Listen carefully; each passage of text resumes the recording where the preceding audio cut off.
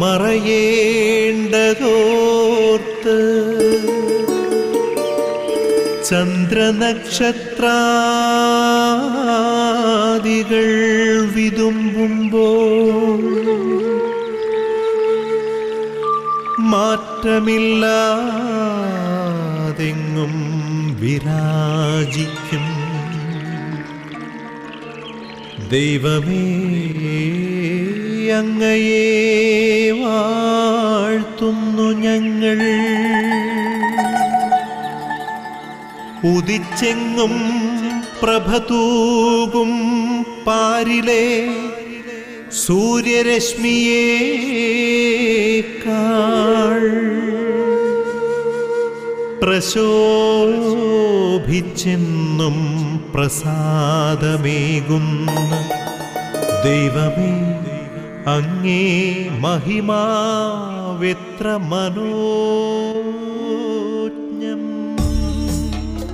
യേശുവിൽ പ്രിയമുള്ളവരെ, ദൈവമായ കർത്താവ് ഒരു പുതുദിനം കൂടി നമുക്ക് നൽകിയിരിക്കുകയാണ്. ഓരോ ദിനവും ദൈവസ്നേഹത്തിൻ്റെ കാരുണ്യത്തിൻ്റെ വെളിപ്പെടുത്തലാണ്. അതുകൊണ്ടാണ് വിലാപങ്ങളുടെ പുസ്തകത്തിൻ്റെ വചനം പറയുന്നത്, കർത്താവിൻ്റെ സ്നേഹം ഓരോ പ്രഭാതത്തിലും പുതിയതത്രേ. ഇന്നലെ നൽകിയ സ്നേഹമല്ല, കരുതലല്ല പുണ്യതമ്പുരാൻ ഇന്ന് നമുക്കായി കരുതി വച്ചിരിക്കുന്നത്. അതുകൊണ്ട് ഓരോ പ്രഭാതവും നൽകുന്ന ദൈവസ്നേഹത്തിൻ്റെ വലിയ വെളിപ്പെടുത്തലിനെ തിരിച്ചറിഞ്ഞ് ദൈവത്തിന് നന്ദി പറഞ്ഞ് അവൻ്റെ പരിശുദ്ധ നാമത്തെ വാഴ്ത്തി ഓരോ ദിനവും ആരംഭിക്കാൻ നമുക്ക് കഴിയണം. അങ്ങനെ ആരംഭിക്കുന്ന ഒരു ദിനം പ്രിയമുള്ളവരെ അനുഗ്രഹത്തിൻ്റെ നടപ്പാതകളിലൂടെ കടന്നു പോകുന്ന മനോഹരമായ അനുഭവമാകും. ഈ പ്രഭാതത്തിൽ ആ വലിയ കരുണയ്ക്ക് കൃപയ്ക്കായി ദൈവസന്നിധി നമുക്ക് പ്രാർത്ഥിക്കാം. പരിശുദ്ധ മറിയമാണ് പ്രഭാത വിരുന്ന് ശുശ്രൂഷയുടെ സ്വർഗീയ മധ്യസ്ഥ. അമ്മയോട് ചേർന്നുള്ള പ്രാർത്ഥനകളാണ് ഈ ശുശ്രൂഷയെ ഓരോ പ്രഭാതത്തിലും വലിയ അനുഗ്രഹമായി അഭിഷേകമായി അനേകായിരങ്ങളിലേക്ക് കടന്നു ചെല്ലുവാൻ ശക്തിപ്പെടുത്തുന്നത്. പരിശുദ്ധ അമ്മയുടെ വിമല ഹൃദയത്തോട് ഓരോ ദിനവും ടി വി സ്ക്രീനിന് മുമ്പിലായിരുന്ന വചനം കേട്ട് പ്രാർത്ഥിക്കുന്ന അനേകായിരങ്ങളെ നമുക്ക് സമർപ്പിക്കാം. രാവും പകലും ഈ ശുശ്രൂഷയ്ക്ക് വേണ്ടി അഹോരാത്രം പണിയെടുക്കുന്ന എല്ലാ പ്രേക്ഷിത മക്കളെയും അമ്മയുടെ വിമല ഹൃദയത്തിന് സമർപ്പിച്ചുകൊണ്ട് നമുക്കൊന്നു ചേർന്ന് പരിശുദ്ധ മറിയത്തിൻ്റെ മാധ്യസ്ഥം യാചിക്കാം. നന്മ നിറഞ്ഞ മറിയമേ സ്വസ്തി, കർത്താവ് അങ്ങയോട് കൂടെ സ്ത്രീകളിൽ അനുഗ്രഹിക്കപ്പെട്ടവളാകുന്നു. അങ്ങയുടെ ഉദരത്തിൻ ഫലമായി ഈശോ അനുഗ്രഹിക്കപ്പെട്ടവനാകുന്നു. പരിശുദ്ധ മറിയമേ തമ്പുരാൻ്റെ അമ്മേ, പാപികളായ ഞങ്ങൾക്ക് വേണ്ടി ഇപ്പോഴും ഞങ്ങളുടെ മരണസമയത്തും തമ്പുരാനോട് അപേക്ഷിക്കണമേ. ആമേൻ. യേശുവിൽ പ്രിയമുള്ളവരെ, ഈ ദിനം ദൈവമായ കർത്താവ് നമുക്ക് നൽകുവാൻ പോകുന്ന തിരുവചനങ്ങൾക്കായി നമ്മുടെ ഹൃദയങ്ങളെ മനസ്സുകളെ പ്രാർത്ഥനാപൂർവ്വം നമുക്കൊരുക്കാം. ദൈവത്തിൻ്റെ പരിശുദ്ധാത്മാവാണ് വചനം സ്വീകരിക്കാനും വചനത്തിന് ഫലം നൽകുവാനും നമ്മെ കഴിവുള്ളവരാക്കുന്നത്. ആ പരിശുദ്ധാത്മാവിനോട് ഈ പ്രഭാതത്തിൽ നമുക്കൊന്ന് ചേർന്ന് പ്രാർത്ഥിക്കാം. പരിശുദ്ധാത്മാവ് ദൈവമേ, ഞങ്ങളൊന്ന് ചേർന്ന് അങ്ങേ ആരാധിക്കുന്നു, സ്തുതിക്കുന്നു, അങ്ങേക്ക് നന്ദി പറയുന്നു. പ്രിയ പരിശുദ്ധാത്മാവേ, അങ്ങേ കൂടാതെ ദൈവത്തിൻ്റെ വചനം കേൾക്കുവാനോ ഗ്രഹിക്കുവാനോ ഞങ്ങൾക്കാകില്ല എന്ന് നീ അറിയുന്നല്ലോ. ഞങ്ങൾ ഈ നിമിഷങ്ങളിൽ കേൾക്കുവാൻ പോകുന്ന തിരുവചനങ്ങളെ അതിൻ്റെ ആഴത്തിൽ ഗ്രഹിക്കുവാൻ, അതിൻ്റെ ദൈവിക സന്ദേശത്തെ ഉൾക്കൊള്ളുവാൻ, ആ വചനത്തിന് വിശ്വാസത്തോടെ പ്രത്യുത്തരം നൽകുവാൻ പരിശുദ്ധാത്മാവെ നീ ഞങ്ങളെ ശക്തിപ്പെടുത്തണമേ. നിത്യം പിതാവും പുത്രനും പരിശുദ്ധാത്മാവുമായ സർവേശ്വര എന്നേക്കും. ആമേൻ.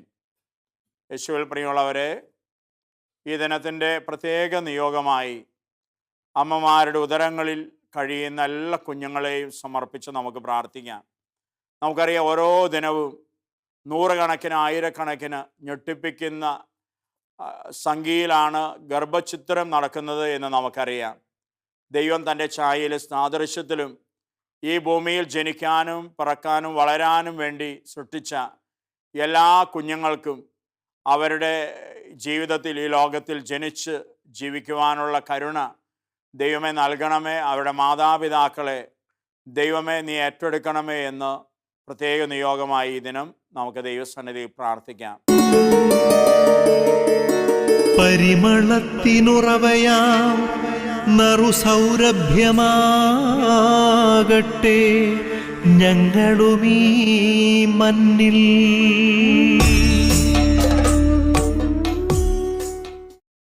ലൂക്കായുടെ സുവിശേഷം 8-ാം അധ്യായം 40 മുതൽ 56 വരെയുള്ള തിരുവചനങ്ങളാണ് ഈ ദിനം വിചിന്തനത്തിനായി ദൈവമായ കർത്താവ് നമുക്ക് നൽകുന്നത്. പ്രാർത്ഥനാപൂർവം നമുക്ക് തിരുവചനങ്ങൾക്കായി കാതോർക്കാം.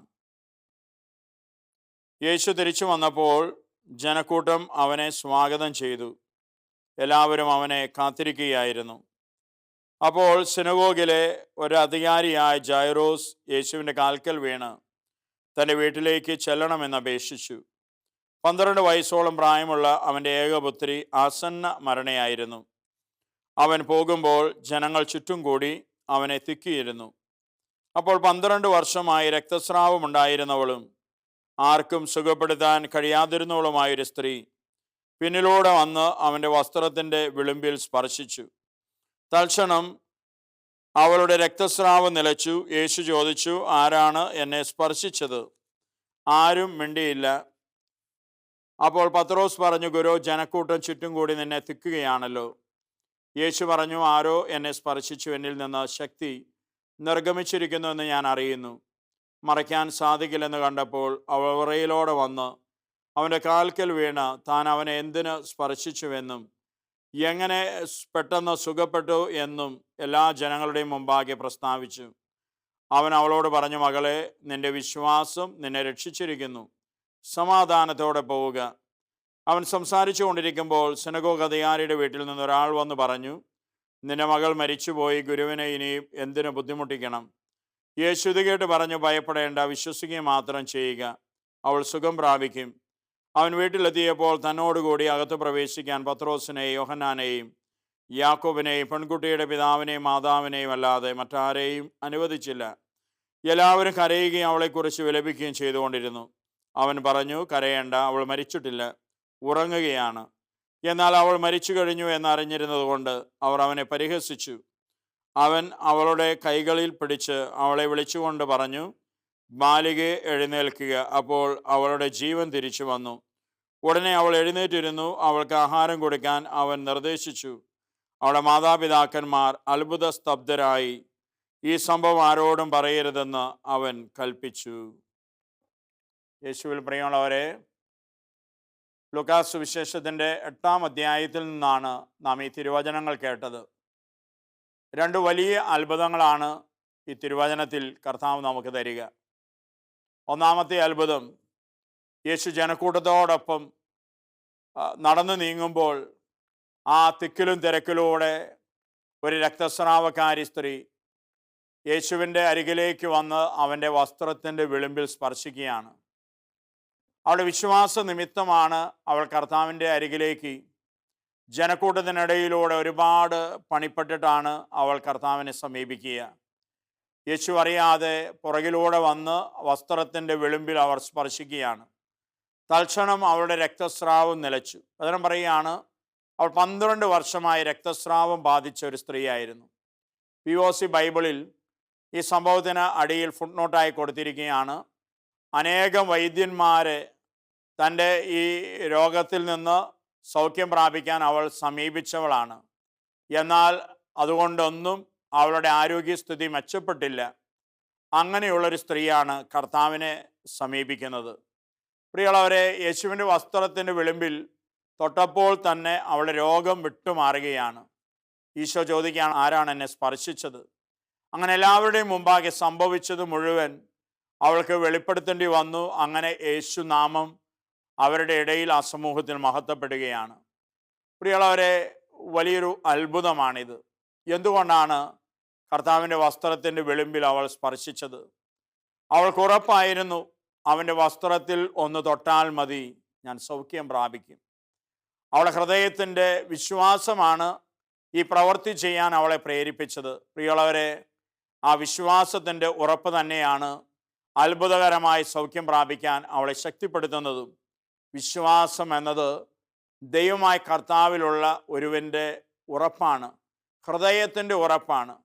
പ്രിയമുള്ളവരെ, നമ്മളെല്ലാവരും ഭവനങ്ങൾ നിർമ്മിക്കുന്നവരാണ്.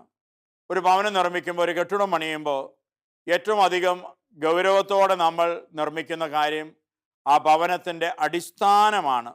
കാരണം ഒരു കെട്ടിടത്തിൻ്റെ, ഒരു ഭവനത്തിൻ്റെ അടിസ്ഥാനത്തിൻ്റെ ഉറപ്പാണ് ആ ഭവനത്തിൻ്റെ ഉറപ്പ്. പലപ്പോഴും നമ്മുടെ ക്രിസ്തീയ വിശ്വാസ ജീവിതത്തിൽ, ആത്മീയ ജീവിതത്തിൽ എന്നാൽ നമ്മൾ ഈ അടിസ്ഥാനത്തെക്കുറിച്ച് അത്ര കണ്ട് ബോധവാന്മാരല്ല. നമ്മുടെ വിശ്വാസത്തിൻ്റെ ഉറപ്പെന്താണ്? പ്രിയമുള്ളവരെ, നാം നയിക്കുന്ന, സ്വീകരിച്ച വിശ്വാസത്തിൻ്റെ ഉറപ്പ് ദൈവത്തിൻ്റെ വെളിപ്പെടുത്തപ്പെട്ട ഓരോ വചനവുമാണ്. ഈ വചനം നമ്മൾ ഹൃദയത്തിലേക്ക് സ്വീകരിക്കുകയും ആ വചനം ഏറ്റുപറയുകയും ആ വചനം ധ്യാനിക്കുകയും ആ വചനം പഠിക്കുകയെല്ലാം ചെയ്യുമ്പോൾ നമ്മുടെ ആത്മീയ ജീവിതത്വമാകുന്ന ഈ സൗധത്തിൻ്റെ അടിസ്ഥാനം ഉറപ്പുള്ളതായി മാറുകയാണ്. പലപ്പോഴും നമ്മുടെ ജീവിതത്തിൽ, വിശ്വാസ ജീവിതത്തിൻ്റെ അടിസ്ഥാനമില്ലാതെ നമ്മൾ കേവലം ആചാര അനുഷ്ഠാന ക്രിസ്ത്യാനികളായി ജീവിക്കുമ്പോഴാണ് ഒരു വലിയ പ്രശ്നം വന്നു, ഒരു മാരക രോഗം വന്നു, ഒരു സാമ്പത്തിക ഞെരുക്കം വന്നു, ലക്ഷങ്ങൾ കടബാധ്യതയായി. നമുക്ക് മുന്നോട്ടേക്ക് നോക്കുമ്പോൾ ഒരു എത്തും പിടിയില്ല.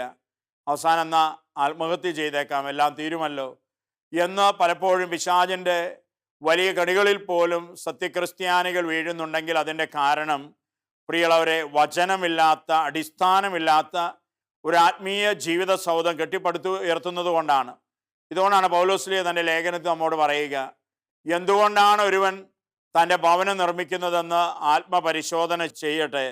വൈക്കോൽ കൊണ്ടാണോ അതോ ഉറപ്പുള്ള വസ്തുക്കൾ കൊണ്ടാണോ ഒരുവൻ തൻ്റെ ഈ ജീവിത സൗധം പണിതുയർത്തുന്നത്?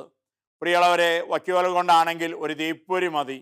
നമ്മൾ പണിതുയർത്തിയ ഭവനം നിമിഷ നേരം കൊണ്ട് കത്തിച്ചാരമായി തീരും. അതുകൊണ്ട് നാം ഓരോരുത്തരും എന്തുകൊണ്ട് പണിയുന്നു എന്ന് തിരിച്ചറിയാനാണ് ദൈവവചനം നമ്മെ ക്ഷണിക്കുന്നത്, വിളിക്കുന്നത്. വില്യം ആർ പാർക്കർ എന്ന ഒരു അമേരിക്കയിലെ കാലിഫോർണിയയിലെ റെഡ്ലാൻഡ് യൂണിവേഴ്സിറ്റിയിലെ മനഃശാസ്ത്ര വിഭാഗം പ്രൊഫസറിൻ്റെ മനോഹരമായൊരു ജീവിതാനുഭവമുണ്ട്. അദ്ദേഹം യൂണിവേഴ്സിറ്റിയിൽ സേവനം ചെയ്തുകൊണ്ടിരിക്കുമ്പോൾ പെട്ടെന്ന് അദ്ദേഹം രോഗബാധിതനായി ആശുപത്രിയിൽ അഡ്മിറ്റ് ചെയ്തു. അങ്ങനെ ഡോക്ടർമാർ പരിശോധിച്ച് മനസ്സിലാക്കിയപ്പോൾ അദ്ദേഹത്തിൻ്റെ കുടലുകളിൽ പരിക്കൾ വളരുന്ന ഗുരുതരമായ രോഗമാണ് അദ്ദേഹത്തെ ബാധിച്ചിരിക്കുന്നതെന്ന് അവർക്ക് മനസ്സിലായി. ചികിത്സകൾ ആരംഭിച്ചു. കടുത്ത വേദന, വെള്ളം പോലും ഇറക്കാൻ കഴിയാത്ത അത്ര വേദനകളിലൂടെ, ദുസ്സഹമായ അനുഭവത്തിലൂടെ കടന്നുപോയപ്പോൾ ഒരു നിമിഷം പെട്ടെന്ന് അദ്ദേഹത്തിൻ്റെ ഉള്ളിൻ്റെ ഉള്ളിൽ ദൈവത്തിൻ്റെ ഒരു വലിയ പ്രകാശം ലഭിച്ചെന്നാണ് അദ്ദേഹം പറയുക. അദ്ദേഹം പ്രാർത്ഥനയിലേക്ക് തിരിഞ്ഞു. വൈദ്യന്മാരിലും മരുന്നുകളിലും ഒന്നും പ്രതീക്ഷയില്ലാതെ ഒരവസ്ഥയിലേക്ക് അദ്ദേഹം മാറി. ദൈവത്തിൽ പ്രത്യാശ അർപ്പിക്കാൻ അദ്ദേഹം തയ്യാറായി, പ്രാർത്ഥിക്കാൻ ആരംഭിച്ചു. പ്രിയമുള്ള, അദ്ദേഹം പറയുന്നത്, പ്രാർത്ഥന ആരംഭിച്ചത് മുതൽ രോഗാവസ്ഥകളിൽ കുറവ് വരാൻ തുടങ്ങി. ഏതാനും നാളുകൾക്കുള്ളിൽ പരിപൂർണ സൗഖ്യം പ്രാപിച്ച് അദ്ദേഹം പൂർണ്ണ ആരോഗ്യത്തോടെ പൂർവ്വസ്ഥിതിയിലേക്ക് അദ്ദേഹത്തിൻ്റെ ജീവിതം മാറി. അതിനുശേഷം അദ്ദേഹം എഴുതിയ മനോഹരമായൊരു പുസ്തകമാണ് the prayer can change your life. The prayer can change your life. പ്രാർത്ഥനയ്ക്ക് നിൻ്റെ ജീവിതത്തെ മാറ്റാൻ കഴിയും. പ്രിയമുള്ളവരെ, നാം എല്ലാവരും പ്രാർത്ഥിക്കുന്നവരാണ്, ദൈവസന്നിധിയിൽ പ്രാർത്ഥിക്കാൻ പോകുന്നവരാണ്. പക്ഷേ പ്രാർത്ഥനയ്ക്ക് എൻ്റെ ജീവിതത്തെ മാറ്റാൻ കഴിയുമെന്ന് വിശ്വാസമുള്ളവർ, ഉറപ്പുള്ളവർ എത്ര പേരുണ്ടാകും? ഞാൻ പള്ളിയിൽ പോയി പ്രാർത്ഥിക്കുകയാണ്. ഞാൻ പ്രാർത്ഥിച്ച് എൻ്റെ ഭവനത്തിലേക്ക് തിരികെ ചെല്ലുമ്പോൾ എൻ്റെ ഭവനത്തിൻ്റെ ജീവിത സാഹചര്യങ്ങൾ ദൈവം മാറ്റിയിട്ടുണ്ടാകും എന്ന ഉറപ്പോടെ തിരികെ പോകാൻ കഴിയുന്ന എത്ര പേരുണ്ടാവും നമ്മുടെ പള്ളിയിൽ വരുന്നവരിൽ? നമ്മൾ പ്രാർത്ഥിക്കാൻ പലയിടങ്ങളിലേക്കും പോകുന്നവരാണ്. ഞാൻ വീട്ടിലേക്ക് തിരികെ ചെല്ലുമ്പോൾ എൻ്റെ ജീവിത പങ്കാളി മാറിയിട്ടുണ്ടാകും എന്ന ഉറപ്പോടെ തിരിച്ചു ചെല്ലാൻ പറ്റുന്ന എത്ര പേരുണ്ടാകും? ഞാൻ പ്രാർത്ഥിക്കുന്ന ഒരുപാട് വിഷയങ്ങളുണ്ട്. ആ വിഷയങ്ങളെ സമർപ്പിച്ച് ഞാൻ പ്രാർത്ഥിച്ചു കഴിയുമ്പോൾ ആ വിഷയങ്ങളിൽ എൻ്റെ ദൈവം ഇടപെട്ടിട്ടുണ്ട്, തീർച്ചയാണ് ആ കാര്യങ്ങളിൽ മാറ്റം വന്നിട്ടുണ്ട് എന്ന ഉറപ്പോടെ ജീവിതത്തിലേക്ക് തിരികെ പോകാൻ കഴിവുള്ള എത്ര പേര് നമ്മുടെ ഇടയിലുണ്ട്? പ്രിയമുള്ളവരെ, വിശ്വാസം എന്നത് ഉറപ്പാണ്. ഞാൻ എൻ്റെ ദൈവത്തോട് ചോദിച്ചത്, ഞാൻ എൻ്റെ ദൈവത്തിൻ്റെ കരങ്ങളിൽ ഏൽപ്പിച്ചത്, ദൈവം ആ കാര്യങ്ങളിലൊക്കെ ഇടപെടും, മാറ്റങ്ങൾ വരുത്തും, എൻ്റെ ജീവിതത്തെ അവിടുന്ന് സന്തോഷത്തിലേക്ക് നയിക്കും എന്ന ഉറപ്പാണ് പ്രാർത്ഥന. തിരുവചനത്താളുകളിൽ പ്രിയമുള്ളവരെ നാം കാണുന്ന അത്ഭുതങ്ങൾ അത്രയും ഈ ഉറപ്പോടെ കർത്താവിനെ സമീപിച്ചവരാണ്. അത് അന്ധനാണെങ്കിലും, മുടന്തനാണെങ്കിലും, വികലാംഗനാണെങ്കിലും, പാപികളാണെങ്കിലും, കർത്താവ് ഒന്ന് തൊട്ടാൽ, കർത്താവ് എൻ്റെ ജീവിതത്തിൽ ഒന്ന് ഇടപെട്ടാൽ, ഞാൻ അവനോട് വിശ്വാസത്തോട് ചോദിച്ചാൽ എൻ്റെ ജീവിതം മാറും, എന്ന് വിശ്വസിച്ച് ഉറപ്പോടെ അവനെ സമീപിച്ചവരാണ് പ്രിയമുള്ളവരെ അത്ഭുതങ്ങൾ കണ്ടിട്ടുള്ളത്, ദൈവത്തിൻ്റെ മഹത്വം പ്രാപിച്ചിട്ടുള്ളത്. പ്രിയമുള്ളവർ, ഈ രണ്ട് അത്ഭുതങ്ങളും നമുക്ക് നൽകുന്ന വലിയ പാഠം ഇതാണ്. ജെയ്റോസ് എന്ന സിനഗോഗ് അധികാരിയുടെ ജീവിതത്തിലും വീട്ടുകാർ വന്നവനോട് പറയുകയാണ്, നിന്റെ മകൾ മരിച്ചു, എന്തിനാണ് നീ ഗുരുവിനെ ബുദ്ധിമുട്ടിക്കുന്നത്? പ്രിയമുള്ള, അപ്പോഴും കർത്താവ് ഗുരു, നീ എൻ്റെ ഭവനം വരെ ഒന്ന് വരണം എന്ന് യേശുവിനോട് പറഞ്ഞ് അവനെ കൂട്ടിക്കൊണ്ടുപോകാൻ അവനെ പ്രേരിപ്പിച്ചത് പ്രിയമുള്ളവരെ എന്താണ്? വിശ്വാസമാണ്, വിശ്വാസത്തിൻ്റെ ഉറപ്പാണ്. അവൻ എൻ്റെ വീട്ടിൽ വന്നാൽ എൻ്റെ മകൾ മരിച്ചിട്ടുണ്ടെങ്കിലും അവന് എൻ്റെ മകളെ ജീവനിലേക്ക് നയിക്കാൻ കഴിയുമെന്ന് ആ പിതാവ് വിശ്വസിച്ചു. ആ ഉറപ്പിൽ നിന്നാണ് യേശുവിനെ തൻ്റെ ഭവനത്തിലേക്ക് കൂട്ടിക്കൊണ്ടുവരിക. പ്രിയമുള്ളവരെ, ആ വിശ്വാസത്തിൻ്റെ ഉറപ്പാണ് മരിച്ച മകൾക്ക് ജീവൻ കൊടുക്കാൻ ക്രിസ്തുവിനെ ശക്തനാക്കുന്നതും. നമുക്ക് തിരിച്ചറിയാം പ്രിയമുള്ളവരെ, എന്തുമാത്രം ജീവിതത്തിൻ്റെ സാഹചര്യങ്ങളാണ്, അനുഭവങ്ങളാണ് കർത്താവ് ഇടപെടുവാൻ നമ്മൾ ആഗ്രഹിക്കുന്നത്. വിശ്വാസത്തിൻ്റെ ഈ വലിയ ഉറപ്പിനായി പ്രാർത്ഥിക്കാം. വിശ്വാസത്തിൻ്റെ ഈ ഉറപ്പില്ലാതെ പ്രാർത്ഥിച്ചിട്ട് പ്രിയമുള്ളവരെ കർത്താവ് ഇടപെടുന്നില്ല എന്ന് പറഞ്ഞ് നമ്മളാരും കർത്താവിനെ പഴി പറയരുത്. നമ്മുടെ അവിശ്വാസമാണ്, നമ്മുടെ വിശ്വാസക്കുറവാണ്, നമ്മുടെ ഉറപ്പില്ലായ്മയാണ് പലപ്പോഴും ദൈവത്തെ നമ്മിൽ നിന്ന് ദൂരെ നിർത്തുന്നത്. നമ്മുടെ വിശ്വാസം കണ്ടിട്ടാണ് കർത്താവ് നമ്മുടെ ജീവിത സാഹചര്യങ്ങളിലേക്ക് കടന്നു വന്ന് ഇടപെടുക. കർത്താവെ, അവിശ്വാസം എന്ന വരദാനം എനിക്ക് നൽകണമേ എന്ന് ഈ പ്രഭാതത്തിൽ നമുക്ക് അവിടത്തോട് പ്രാർത്ഥിക്കാം. പിതാവേ, സ്നേഹാഗ്നിയാൽ ജ്വലിക്കട്ടെ മക്കളാ ഞങ്ങളെല്ലാം.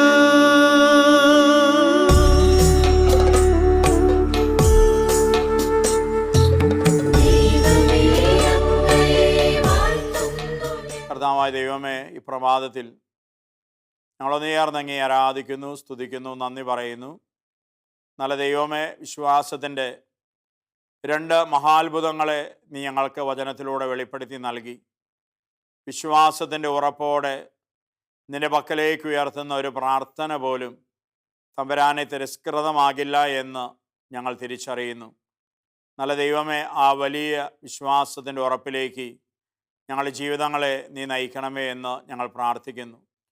കർത്താവായ യേശുവേ, നീ നിന്നെ സമീപിച്ച അനേകായിരം മക്കളുടെ ജീവിതത്തിലേക്ക് ഇടപെട്ടതും ഇന്നും ഇടപെട്ടുകൊണ്ടിരിക്കുന്നതും അവരുടെ വിശ്വാസ നിമിത്തമാണ്. അവരുടെ വിശ്വാസം കണ്ട് അത്ഭുതം കൂറിയാണ് നീ പല അത്ഭുതങ്ങൾ പരസ്യ ജീവിതത്തിൽ ചെയ്തത്. കർത്താവെ, ഞങ്ങളുടെ വിശ്വാസം അത് നിന്നെ അത്ഭുതപ്പെടുത്തുമാറ്, വിസ്മയിപ്പിക്കുമാറ് ആഴമുള്ളതാകുവാനുള്ള കൃപ നീ ഞങ്ങൾക്ക് നൽകണമേ.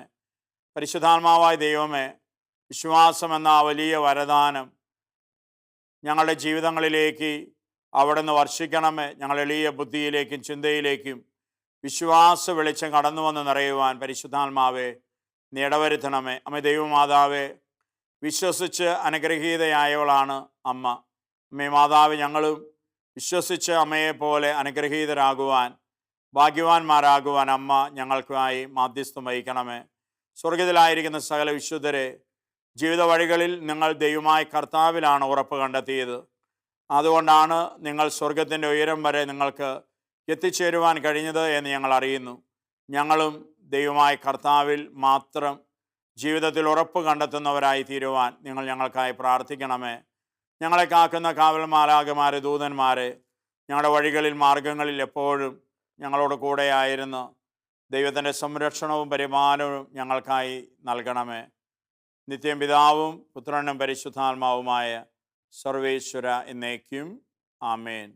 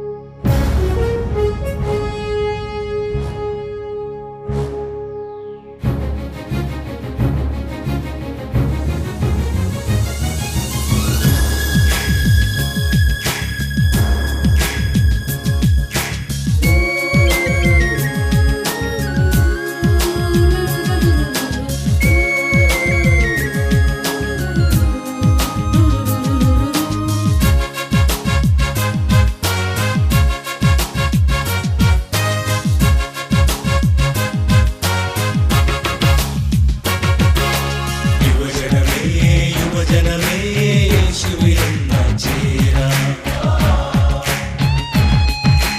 അറിവുകളും കഴിവുകളും നാഥനു വേണ്ടി നൽകാം. യുവജനമേ യുവജനമേ യേശുവിലൊന്ന് ചേരാം. അറിവുകളും കഴിവുകളും നാഥനു വേണ്ടി നൽകാം. ജീവിതമെന്നെന്നും ഇനി ഉത്സവമാക്കിയിടൂ. കനിവുള്ള ദൈവത്തിൻ കൈകളിലല്ലേ നീ. തിന്മകൾ ചെയ്യാതെ ഇനി നന്മകൾ ചെയ്തിടാം. കരുണാർദ്ര സ്നേഹത്തിൻ സാക്ഷികളായിടാം. യുവജനമേ യുവജനമേ യേശുവിലൊന്ന് ചേരാം. അറിവുകളും കഴിവുകളും നാഥനു വേണ്ടി നൽകാം.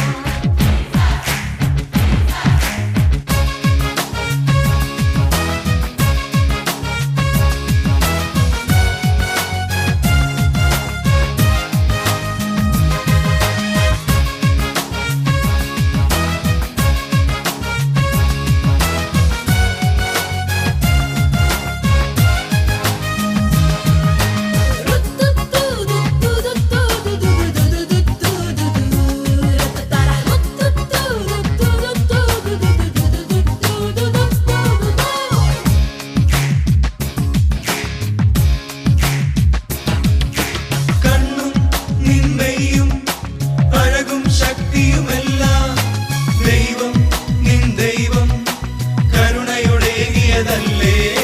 പുഴയും ഇളവേലും മഴയും കാറ്റും കടലും ദൈവം നിൻ ദൈവം കരുണയുടേകിയതല്ലേ.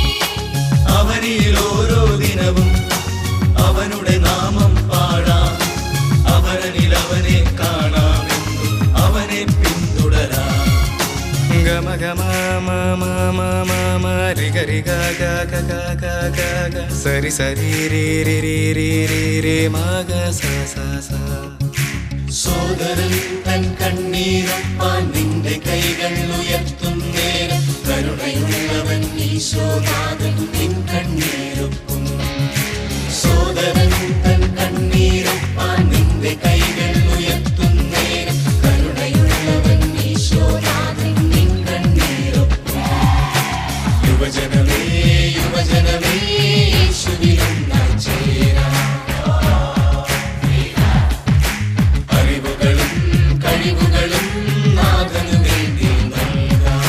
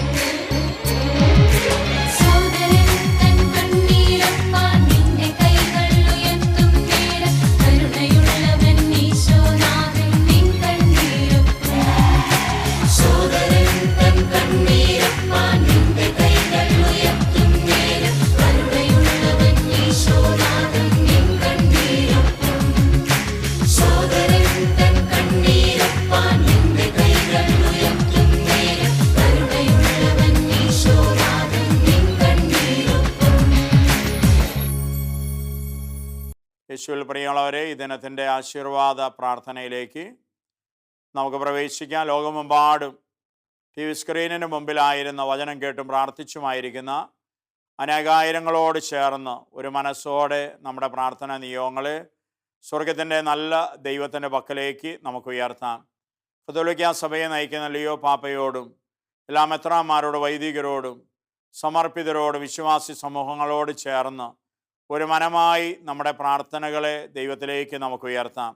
ലോകത്തിൻ്റെ നാനാഭാഗങ്ങളിൽ ദുഃഖങ്ങളിലും ദുരിതങ്ങളിലും വേദനകളിലും പീഡനങ്ങളിലും ആയിരിക്കുന്ന എല്ലാ ദൈവത്തിൻ്റെ മക്കളെയും ദൈവത്തിൻ്റെ അനന്ത കാരുണ്യത്തിൻ്റെ മുമ്പാകെ നമുക്ക് സമർപ്പിക്കാം. ജീവിതത്തിൻ്റെ എല്ലാ ആവശ്യങ്ങളിലേക്കും ദൈവമേ നിൻ്റെ കരുണയും കൃപയും ഒഴുക്കണമേ എന്ന് തീക്ഷ്ണമായി ഈ ആശീർവാദ വേളയിൽ നമുക്ക് ദൈവസന്നിധിയിൽ പ്രാർത്ഥിക്കാം. നമ്മുടെ കർത്താവ് യേശു മിശിഹായുടെ കൃപയും പിതാവായ ദൈവത്തിൻ്റെ സ്നേഹവും പരിശുദ്ധാത്മാവിൻ്റെ സഹവാസവും നാം ഏവരോടും കൂടെ ഉണ്ടായിരിക്കട്ടെ, ഇപ്പോഴും എപ്പോഴും എന്നേക്കും. ആമേൻ. യേശുവിൽ പ്രിയമുള്ളവരെ, ഗുഡ്നസ് ടിവിയുടെ ഈ പ്രഭാത വിരുന്ന ശുശ്രൂഷയ്ക്ക് നിങ്ങളേവരും നൽകിക്കൊണ്ടിരിക്കുന്ന വിലയേറിയ പ്രാർത്ഥനകൾക്ക്, പ്രോത്സാഹനങ്ങൾക്ക് ദൈവത്തിൻ്റെ ധന്യനാമത്തിൽ നിങ്ങൾക്ക് നന്ദി അർപ്പിക്കുന്നു. തീർച്ചയായും നിങ്ങൾ ഓരോരുത്തരുടെ വിലയേറിയ പ്രാർത്ഥനകളാണ് ഈ ശുശ്രൂഷ ഓരോ പ്രഭാതത്തിലും വലിയ അനുഗ്രഹമായി അഭിഷേകമായി മാറുവാൻ ശക്തിപ്പെടുത്തുന്നത്. ഇനി തുടർന്നും നിങ്ങൾ അർപ്പിക്കുന്ന ദിവ്യബലികളിലും ചൊല്ലുന്ന നൊവേനകളിലും ജപമാല പ്രാർത്ഥനകളിലും ഒക്കെ ഈ ശുശ്രൂഷയെ ഓർക്കണമേ എന്ന് പ്രത്യേകം യേശുവിൻ്റെ നാമത്തിൽ നിങ്ങളോട് അഭ്യർത്ഥിക്കുകയാണ്. തീർച്ചയായും മരിയും കൂടാരങ്ങൾ പ്രേക്ഷിത മക്കൾ രാവും പകലും നിങ്ങളുടെ പ്രാർത്ഥനാ നിയോഗങ്ങളെ സമർപ്പിച്ച പ്രാർത്ഥനയിലാണ്. സ്വർഗത്തിൻ്റെ നല്ല ദൈവം തക്ക സമയത്ത് നിങ്ങളുടെ ജീവിതകാര്യങ്ങളിൽ ഇടപെട്ട് തൻ്റെ മഹത്വവും കരുതലും നിങ്ങൾക്കായി വെളിപ്പെടുത്തട്ടെ എന്ന് പ്രത്യേകം പ്രാർത്ഥിക്കുന്നു, ആശംസിക്കുന്നു. യേശുവിൻ്റെ അനുഗ്രഹ നാമത്തിൽ നിങ്ങളേവർക്കും നല്ലൊരു ദിനം നേരുന്നു. ആമേൻ.